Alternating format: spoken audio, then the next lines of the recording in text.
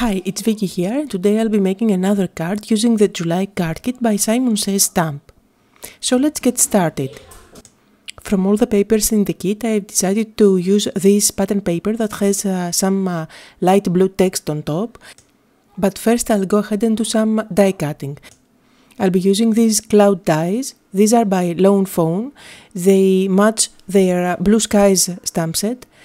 From the white cardstock that was included in the kit, I've just cut out a white piece, and this is going to be my main panel. So I'm just securing my dies there, and I'll just pass it through my cattle bag.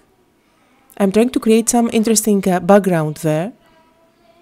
And now that the clouds are ready, I've decided to go ahead and cut out another one. So I'll pass it through my cattle bag once more. I just want this cloud to be straight, so I'm just taping it down with some post-it note. And now my background panel is ready. So I can go ahead and stamp the sentiment now. I'm using again the sending word. This is exactly the same as I used yesterday on the other card that I've shared using the same card kit. And also I'm using lipstick red, which is the ink that was included in the kit. And now I'll go ahead and use another one of the stamps in the kit. This says Happy Mail, and I'll be stamping that just below the sending using soft navy. This is another exclusive ink pad by Simon Says Stamp. And once I was done with stamping, I went ahead and created a standard card that's 4 1/4 by 5 1/2 out of this dark blue cardstock that was included in the kit. So now I'll go ahead and stick down the pattern paper with the text. And I made sure that that was trimmed down just slightly smaller than my card base, and that will leave just a small dark frame all around.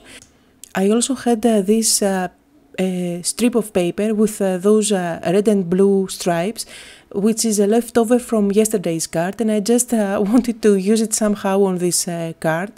So I'm just trying to measure things and put it at the bottom of the white panel. I'll use my scissors and cut out the excess. I'm also bringing in some thread, which is craft in color, and I'll just stick it where the two papers meet. And as I'm trying to stick this thread down, just to remind you that there is a giveaway on my blog. So if you want to be the lucky one who gets this July card kit by Simon Says Stamp, make sure to visit my blog and enter your details. As always, you can find a detailed list of all the supplies that I'm using just below the video on my YouTube channel as well as on my blog. And just because this thread is quite loose at the front, I'll go ahead and use some tacky glue just below the thread. This will secure the thread along the line where the two papers meet. Tacky glue dries clear and fast, and I really love it on using it on things like that. So let's go on. I can now add the focal points on my card. So I've used this craft paper, which is included in the kit, and I'll just stamp the envelopes. I'm using soft navy for the first envelope, and for the smaller one I'll be using lipstick red. I'm stamping the small envelope twice, but I'll finally end up using only one of the red envelopes.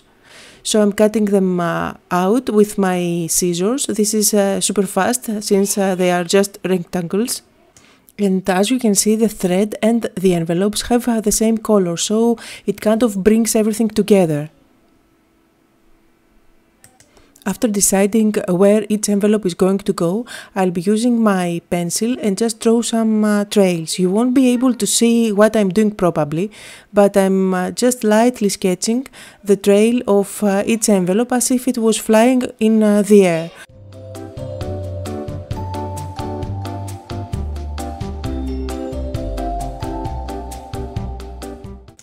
I'm using tiny foam squares at the back of the envelopes, and I'll just stick them down.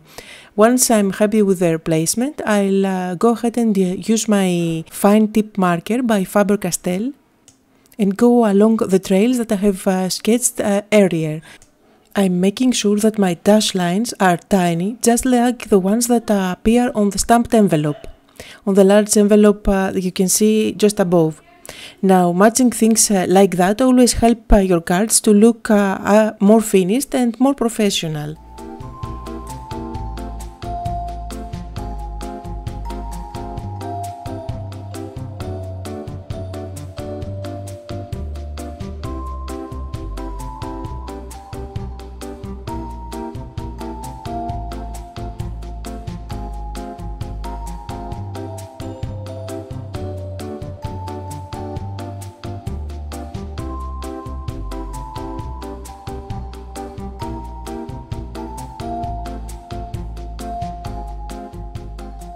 I'm now erasing the pencil lines using an eraser, and then I'll use some foam squares at the back of this panel and stick it down on top of my card.